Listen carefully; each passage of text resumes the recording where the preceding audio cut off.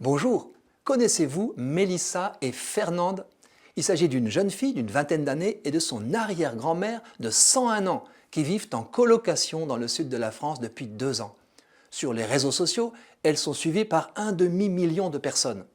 Je ne suis ni fan des réseaux dits sociaux, ni de l'ultra-médiatisation de la vie privée. Quand cela implique une personne vulnérable, c'est d'autant plus risqué. Un scandale l'a confirmé récemment avec la mort sordide en direct d'un homme fragile qui subissait un harcèlement médiatisé tout en semblant consentant. Mais un de mes fils m'a montré une vidéo de Mélissa et Fernande et incité à y regarder de plus près. Et j'ai été édifié. Mélissa a développé avec sa bisaïeule une relation spontanée, tendre et respectueuse. Elle l'aime.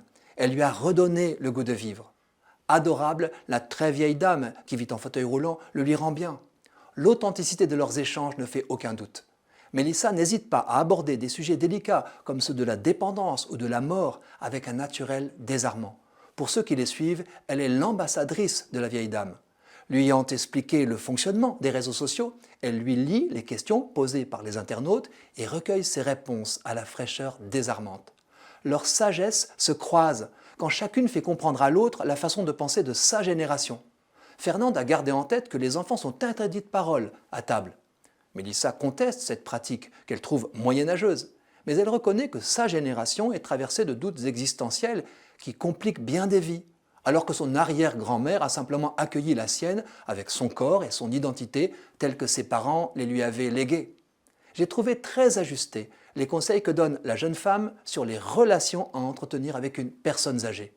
Elle conteste avec fermeté l'irrespect des proches qui continuent d'être accrochés aux écrans de leur smartphone pendant que Fernande leur parle.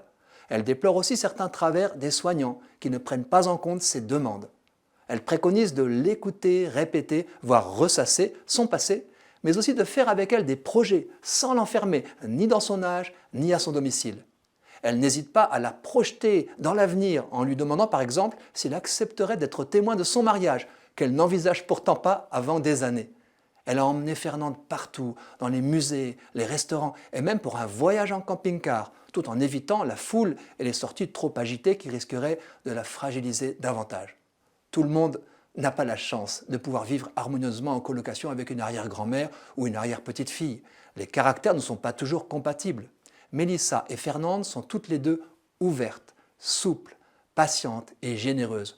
En un mot, exceptionnellement facile. Beaucoup de l'alchimie qui ravit les internautes s'explique ainsi. Mélissa est fière de son arrière-grand-mère qu'elle associe à toutes ses sorties.